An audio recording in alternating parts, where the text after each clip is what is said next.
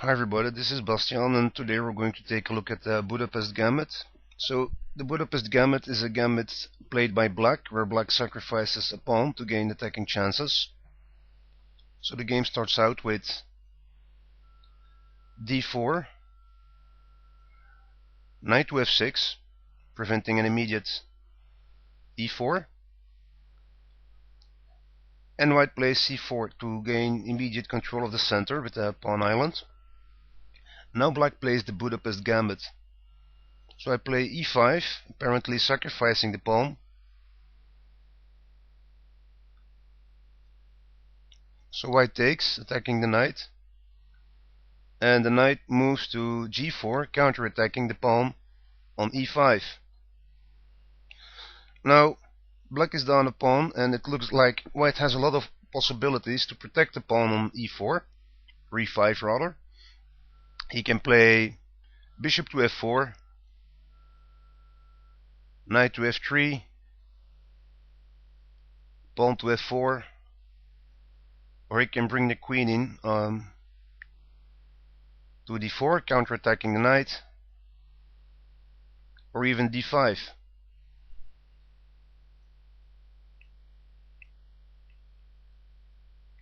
So in this game f4 was played, which looks logical at first because white can still bring in the knight on f3. If white plays knight to f3 first, then pawn to f4 to support the pawn is no longer possible. But f4 is not an accurate way to continue for white, although it's played a lot. But now black can simply play bishop to c5, and already at move 4 we can see some threats for white. Knight to f2 creates a fork between rook and queen, and it's not possible to prevent by playing e3 unless white simply wants to give the pawn back. So knight takes, bishop takes, bishop takes, threatening the pawn on f4.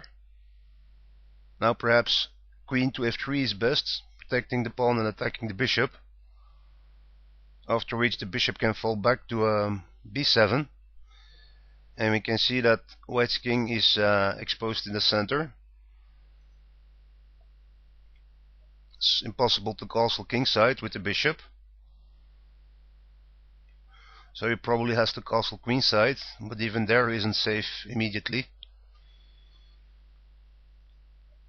So that's a possible continuation after e3.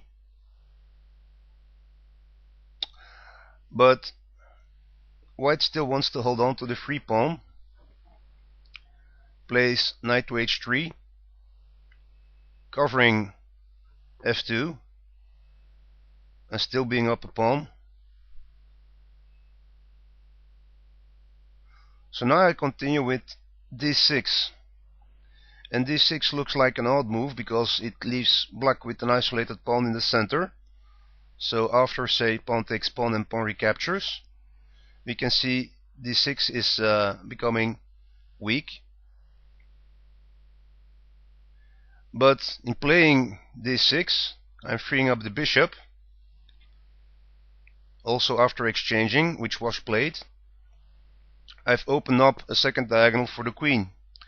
So in a way I'm weakening my defensive capabilities and strengthening my attacking capabilities, and that's exactly what we want to do here. White continues with knight to c3, developing the knight. I castle. Knight to e4, threatening the bishop. So I continue development as well, currently ignoring the threat. White gladly takes on c5, but now I can take advantage of the second diagonal. Queen a5 check, bishop blocks, and queen takes knight. And we can see now that the queen has replaced the bishop and is covering for an attack on f2. White plays queen to b3 in order to castle queenside, but well, queen to c2 can't be played because then simply the bishop gets free development. So queen to b3, and I continue the attack with bishop to f5 anyways, abandoning protection of b7. So queen takes, rook to b8, queen retreats. I can get that pawn back immediately. Rook takes pawn on b2, rook to d1 to defend the king, rook f to b8, so I've created an open file and I'm bringing my rooks in. e3, which activates the bishop, protects the pawn, and provides an escape for the king if needed. And now rook takes bishop on d2 and exchange sacrifice. So rook takes rook. But now queen takes pawn on e3, check. And it's not easy to defend against. For instance, if rook to e2, we can simply get queen to c1 mate.